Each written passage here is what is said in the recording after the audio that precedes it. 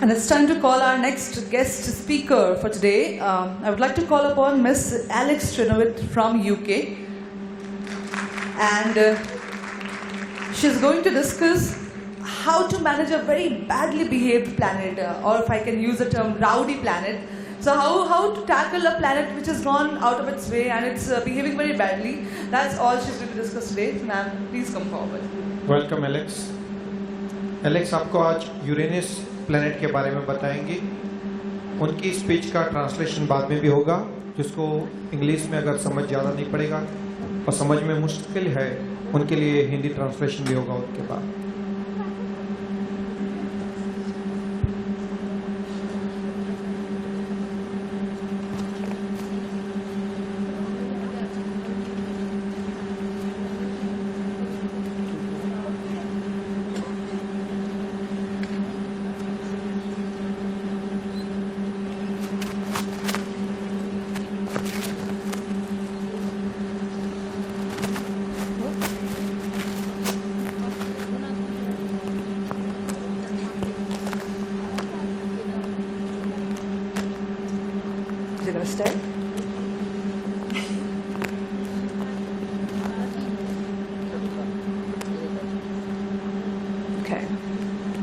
Try not to move around too much.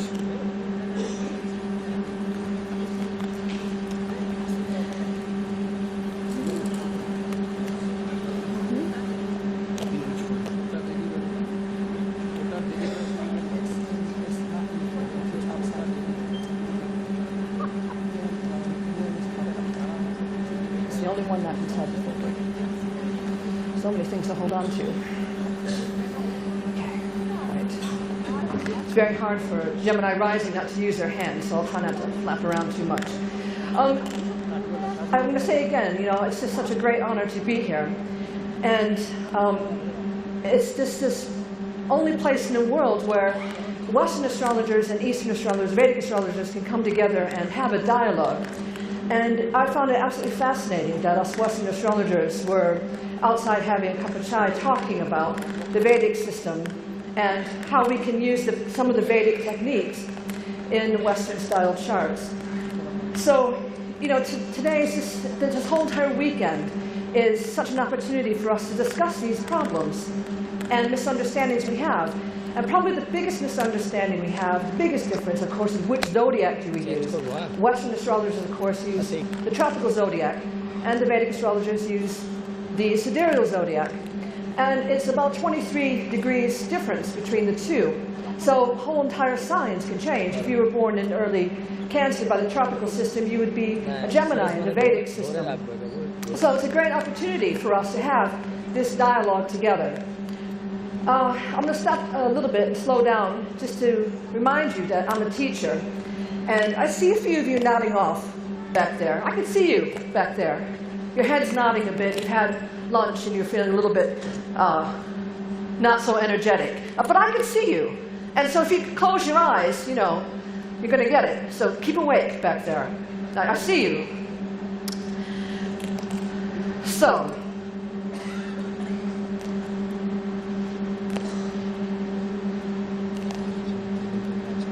next slide, please. I'm going to start off again and say that I'm a Western astrologer. The zodiac I'm going to use is a tropical zodiac. But I've been studying Vedic astrology for the past year or so. No, I'm not fluent in it. I'm just starting off. So the thing that occurred to me is that when Western astrologers and Vedic astrologers are talking, they often assume that the other astrologer knows what they're talking about. I mean, there's a little bit of a misunderstanding there. So in this talk, in this lecture, I decided I'm going to slow things right down. And I'm going to go through the glyphs, and I'm going to go through the angles from a Western perspective. But first of all, I'm going to tell you a little story. And again, just to remind you, I don't want anybody nodding off, Julian. Stay awake. A little story about a man named William Herschel, who was of German descent. And he was living in a town in Bath in the 18th century. And he was a musician. He was a music teacher. But he was also an astronomer in the earliest sense of the word. He had telescopes. Now, he was a very clever man because he got his sister to do a lot of his work in making the telescope lenses.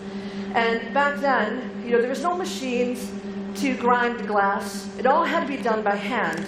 And his sister Caroline was very good at it as well. And they made their own telescopes, and they were very good telescopes. But the problem was, being back in the 17th century, is that, the 18th century, excuse me, is that communication wasn't like it is today. It's not like you're going to take pictures and post it on Facebook and somebody, in America is going to hear what you're doing today in India. It wasn't like that at all. News took time to get to the right people. So Herschel was actually doing some very important, groundbreaking work, but he didn't know that, and nobody else knew that, because his telescopes were the best in the world. But nobody knew, because the communication wasn't very good.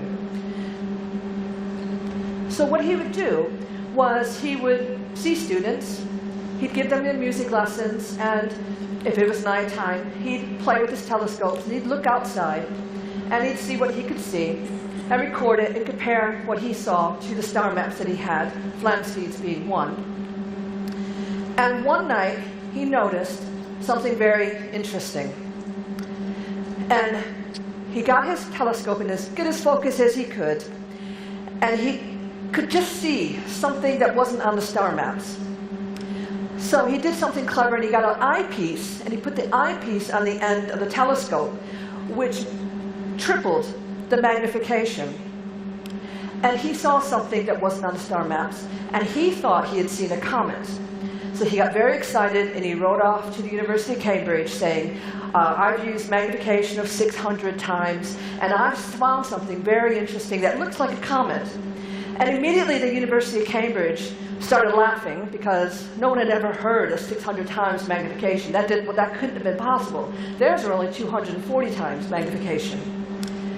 But eventually it became known that Herschel had discovered not a comet, but a planet that hadn't been discovered before. Uranus is the only planet that was discovered by the human eye, with a bit of help. Now, Neptune was discovered using mathematical calculations by Urbain Le Verrier from France and a few others from England. There's a bit of a story there between the two countries, but we'll leave that for another day.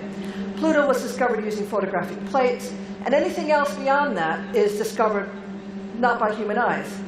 So Uranus stands out alone as being the only planet to be discovered. So what does this mean?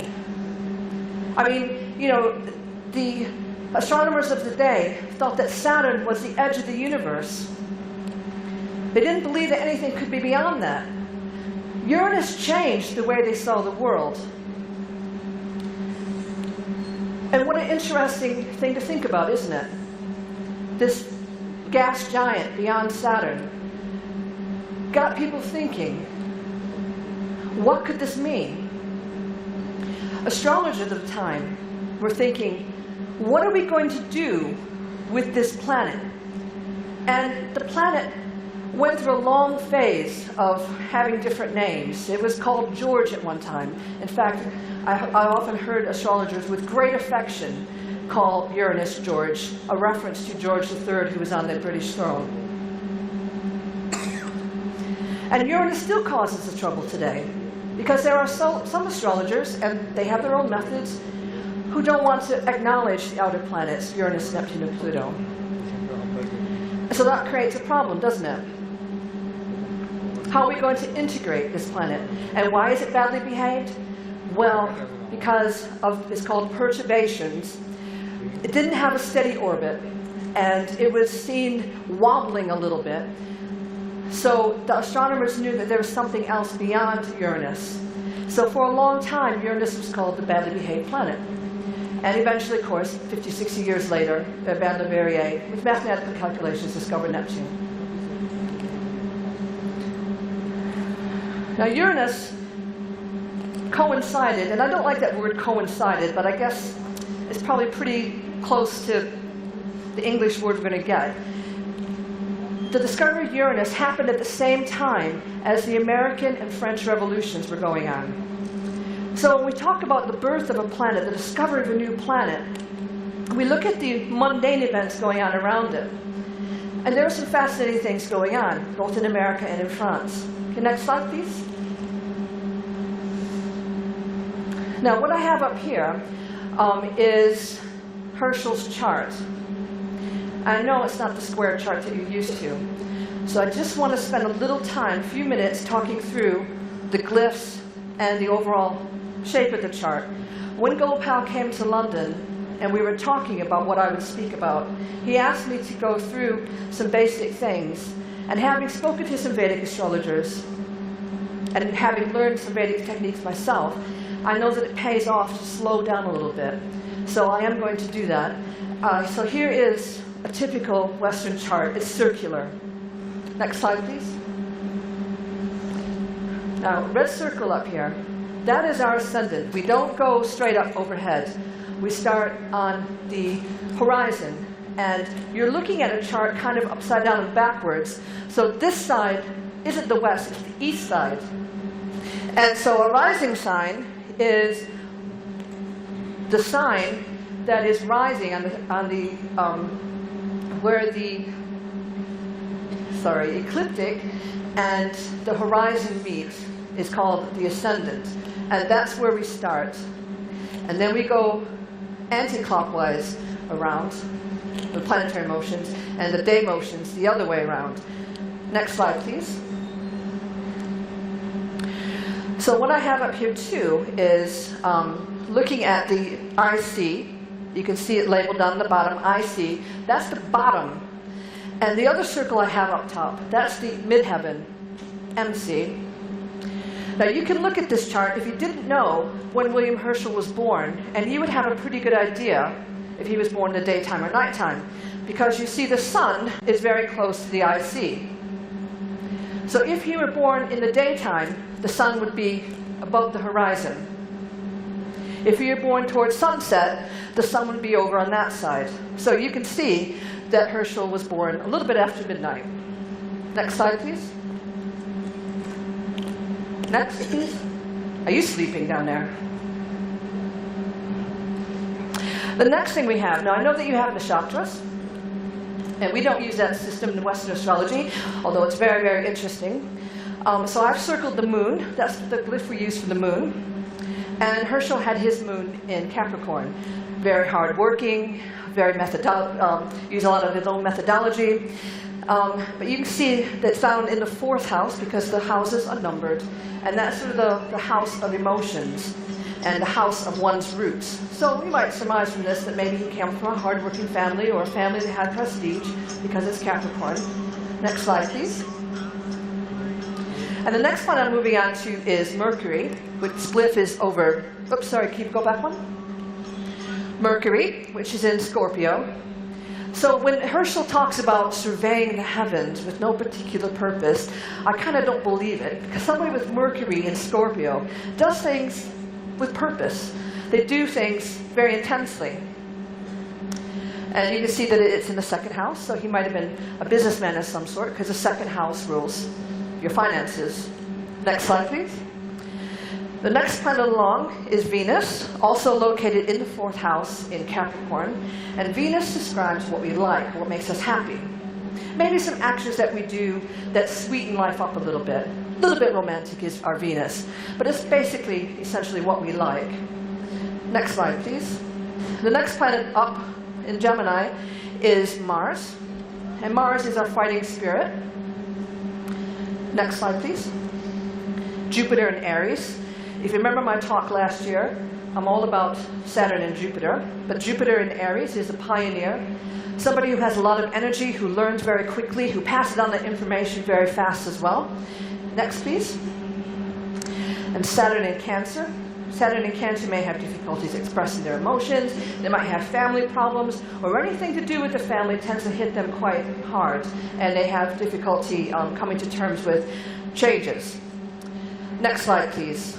I'm skipping over Uranus because I'm coming back to it. So Neptune is up there also in Cancer, but that's his glyph, like the Neptune of the mythology with his pitchfork thing. Next, please. And finally, Pluto. Now, back in this time of Herschel's birth, Uranus, Neptune, and Pluto obviously hadn't been discovered. Not yet, anyway. So astrologers have a choice.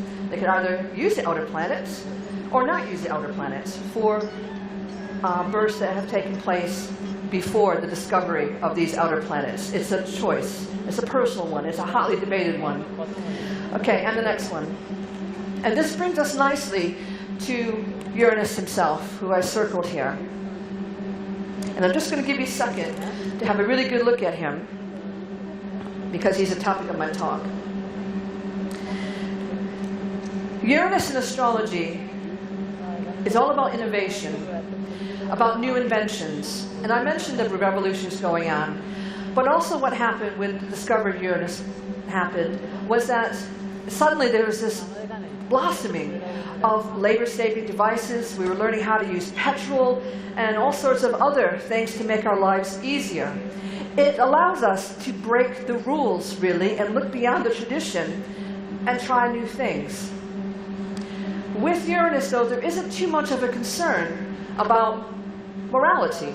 It's all about moving forward. And what I say in my article in the Shakravatra is that Uranus is more associated, more to do with mortality, that is extending our human life through invention, for example, through heart transplants, than it is to be with morality, which is our distinguishing between right and wrong.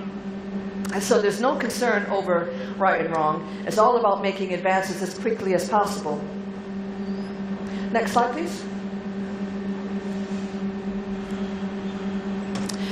You can't quite see it labeled very well, but this is the chart of Uranus itself. This is when the moment when Herschel put his telescope outside and studied Uranus. And I've circled Uranus. It's in Gemini. If you remember from the previous slide, this is right where Mars was.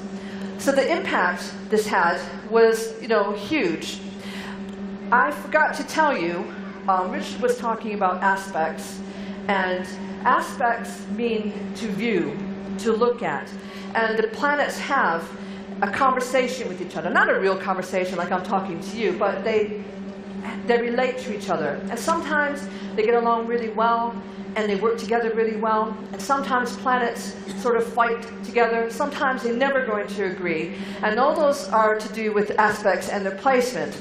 So if you look, you have Uranus up here in Gemini circled, and you see there's a line, and it goes all the way down to Saturn conjunct Mars in Sagittarius.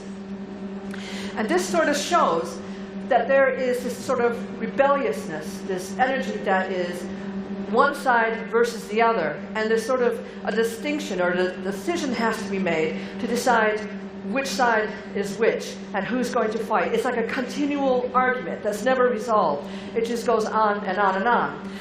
Essentially, that is what an aspect is. And in this particular aspect, I think it speaks an awful lot about the nature of Uranus and how we use it in modern astrology. It's the tearing up the rule book. It's opposite to Saturn and Mars.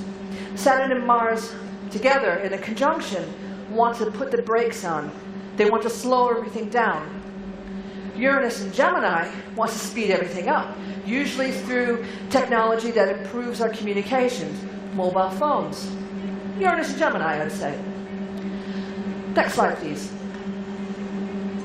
Now, this is a picture of Uranus, and a couple features I want to point out to you. First of all, its poles are east to west, not like ours, which is north to south. Not perfect, of course, but our poles on every other planet are north to south. Uranus, east to west. The poles face the sun. One of the poles faces the sun. And so as the planet turns, the experience of if a person could stand in a pole and watch the sun, would be that the sunset would spiral like this until it set over the horizon. It wouldn't be like our sunset where the sun falls to the horizon. The other thing is that Uranus has these wonderful rings. Not as glorious as Saturn, of course, but it still has rings. This is color enhanced as well, so Uranus isn't quite that color, but it's a very pretty picture. Okay, next slide, please. And that brings me rather nicely to the story of Mary Shelley, who was born about a nodal cycle after Uranus' discovery in 1797.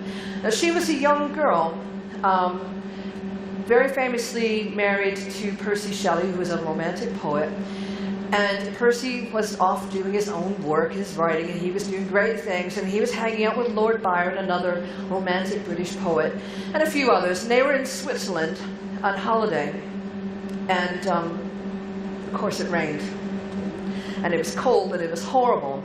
And so they couldn't do the things they wanted to do. They couldn't go swimming, they couldn't go boating, they couldn't do any of those things. They were stuck indoors. And so what they decided to do was that they were going to create some ghost stories. Now, as I said, Percy was already an established writer. I mean, it should be not a problem for him to write a story. And Mary was only a young girl. Now, Mary was haunted by the fact that her mother had died giving birth to her mother being a very famous feminist.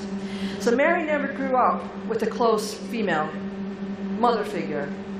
She grew up with her father, but she was always talking about, you know, this great loss that she had experienced. And one night on this horrible holiday, she had what she described as a waking nightmare.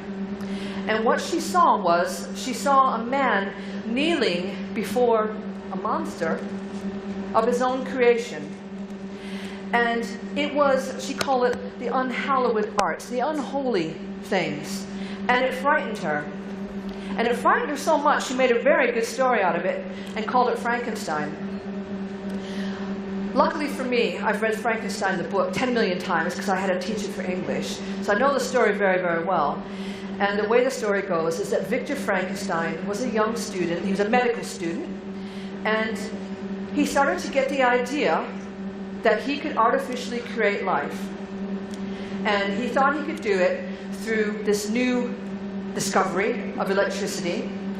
And Mary Shelley doesn't really describe too much about how he did it. She describes about what he had to do to get the body parts together. And what essentially happened is that Victor himself tore up a few rule books. He robbed graves for body parts. He outraged the Christian church. He did all manner of things. He drove himself to exhaustion to create this being. And the best part of the book, I think, is chapter 5, when it goes, "It was a dark and dreary night in November when I beheld the accomplishments of my toils." And the whole entire paragraph is so creepy because this thing, this huge thing, it was ugly. It twitched. It was gruesome. It was made with dead body parts. But the thing lived. He had brought a man to life. He was like God. He had replicated the Creator in himself. And this is a terrifying story. This is not a bedtime story. This is something that's quite frightening.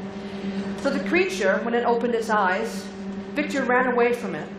And he refused to take responsibility for his own creation. In fact, he even refused to give it a name.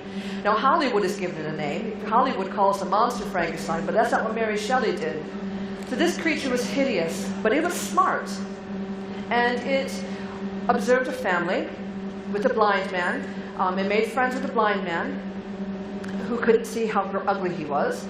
And the monster became very angry when this friendship broke off, and he decided that he was going to chase after Victor and ask him some questions. So the rest of the story is about this philosophical quest and whether or not it's right or wrong to play God and what the consequences might be. The consequences weren't that great for Victor, or for the monster, I'm afraid.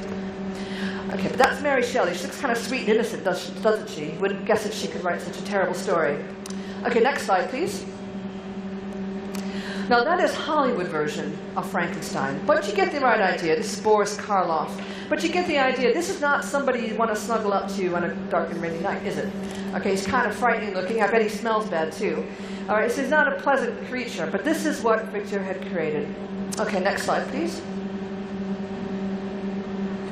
So this is kind of what I want us to think about as well, is since Uranus was discovered just before 1800, we've made a complete mess of the Earth. We've done more damage in the past 220 odd years than had been done for the millions of years before.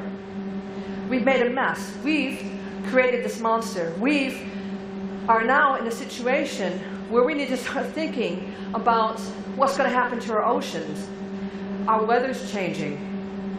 There's all sorts of things that are happening that could mean, you know, a food shortage, that could mean a natural disaster. It could mean any manner of things that could put an end to us fragile human beings who are dependent on the earth. And yet we don't even think about this. We seem and we act as if we don't care what happens to our earth. And in a way, that is kind of the message about Uranus. Because as I said, Uranus isn't concerned about morality. It's concerned about mortality, about extending life, about making things easier for us, about saving our labor.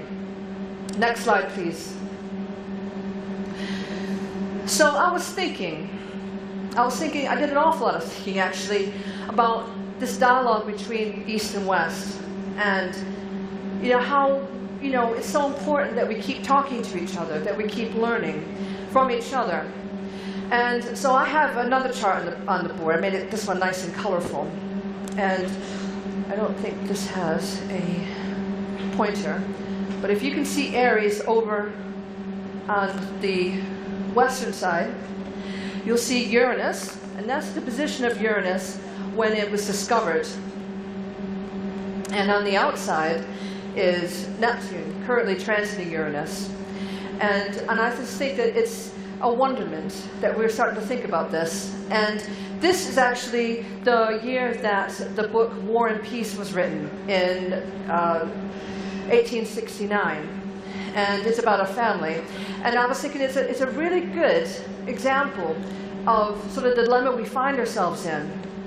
Because Uranus, in the sidereal chart, is in Pisces, which is all peaceful and restful. But for us tropical zodiac astrologers, it's in Aries, which is the sign of war. So I kind of thought this symbology worked quite well, war and peace. And it's where we find ourselves and where we have to find our balance, where one can be encouraged through friendship, through equality, so it doesn't have to destroy the other one. So there's a happy meeting point. And I sincerely wish that for us as our friends together, as us philosophers and astrologers, that we can work together. And thank you again to Gopal for having us to share our time together to talk about our world and how we see the heavens. Thank you.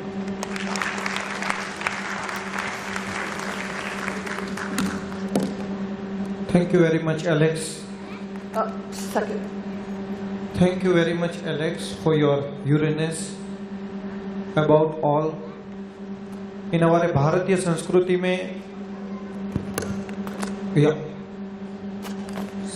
में जो Uranus के बारे में बताया गया है, हम उनको राक्षसी कहते हैं, बहुत परेशानी करने वाला रहते हैं। तो उनका नेचर अभी आपको हिंदी में ट्रांसलेट किया जाएगा, जो उन्होंने यूरेनस के बारे में बताया एलेक्स ने। Namaste, pronam ab sub bloco me Alexandro, United Kingdom, se ahuya ke vichni. Me aja Uranus grahe ke bare me kuch batana chahatihu. Jub William Herschel upni dubin ko akashki or humaya tu unkid lazar jaspar hari use unhone kuch dunki tu ke rup akashia. Excuse me, me yikaya kihaitha. Tab unko yipata nahi thaki isne akashia. Joita shatra tarith hune vala he. Shuru wat ke lia hum is na joitish koi kia kahinge. Ke se George 3 tia and grazi sing hasan per raja ke. Nampa namakrit ki yajahaga. Iske pangabik yavasho me iske nampur shamati par pahuchne se pehele earnest buretaye se vivahar gre ke rup me joitisatra ke beach pahachna jahata astaya kaksha ke liye.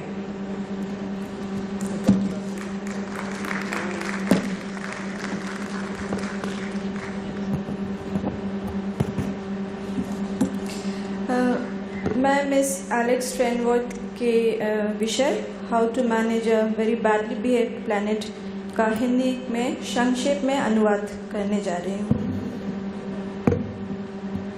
जब William Herschel अपनी दूरबीन को आकाश की ओर घुमाया तो उनकी नज़र जिस पर पड़ी उसे उन्होंने कुछ धूमकेतु के रूप में व्याख्या किया था। तब उनको ये पता नहीं था कि इस नए आकाशीय वस्तु का ज्योतिष शास्त्र पर निहितार्थ होने वाला है। शुरुआत के लिए हम इस नई वस्तु को क्या कहेंगे? क्या इससे जॉर्ज तृतीय अंग्रेजी सिंहासन पर राजा के नाम पर नामांकित किया जाएगा? इसकी खोज के प्रारंभिक वर्षों में इसके नाम पर आम सहमति पे पहुंचने से पहले यूरेनस एक बुरी तरह से व्यवहार ग्रह के रूप में ज्योतिर्विदों के बीच पहचाना जाता था अपने अस्थित कक्षा के लिए। समय के साथ ज्योतिर्विदों को पता चला कि यूरेनस का अक्ष उत्तर से दक्षिण का है, जो कि अन्य ग्रहों का विपरीत है। अन्य सभी ग्रहों के अक्ष का झुकाव पूर्व से पश्चिम का है। यथा अगर यूरेनस के पोल से पृथ्वी का सूर्यास्त देखा जाए तो वो आकाश में चलती एक बहुत ही उज्जवल तारे के रूप में देखा जाएगा। यूरेनस अपने ध्रुवों की तुलना में अपने भूमध्य रेखा पर, इक्वेटर पर यानी कि गर्म है। लेकिन ऐसा क्यों है ये आज तक पता नहीं चल पाया है। 1781 में यूरेनस की खोज क्रांति के साथ हुआ था। अमेरिकी और फ्रांसीसी क्रांति यूरेनस के खोज के कुछ ही वर्षों के भीतर हुई थी। यूरेनस के खोज के एक नोडल चक्र के बाद 1797 में मैरी शैली पैदा हुई। मैरी शैली ने भी नियम पुस्तकों को उल्लंघन किया, लेकिन इस बार युद्ध में नहीं बल्कि शब्दों में। मानव जीवन बनाने के द्वारा भगवान से खेलने की हिम्मत करने वाला एक आदमी के बारे में उसके गॉथिक कृति फ्रैंकेनस्टाइन हमें आज भी रिझाती और डराती भी है। उसके चरित्र विक्टर फ्रैंकेनस्टाइन भी नियम तोड़ने से नहीं डरते थे। अपने शिक्षकों को अवज्ञा करके वो शरीर के अंगों के लिए कब्र लूटा करते थे और थकावट में खुद को काम करने और आदमी को अपने संस्करण के निर्माण के रूप में उसने क्रिश्चियन चर्च को भी नाराज कर दिया। बेशक विक्टर की रचना एक संपूर्ण अनर्थ था, लिहाजा फ्रैंकेनस्टाइन की कहानी भी एक नैतिक सबक है। फ्रैंकेनस्टाइन की अनर्थता हमें तब भी और आज भी ब्रह्मांड के दिए पूर्णता के साथ छेड़छाड़ करने से नहीं रोकती। हमें इस बात को समझने के लिए यूरेनस की खोज के बाद पृथ्वी के लिए बनाया गंदगी जो हम सब ने मिलकर खुद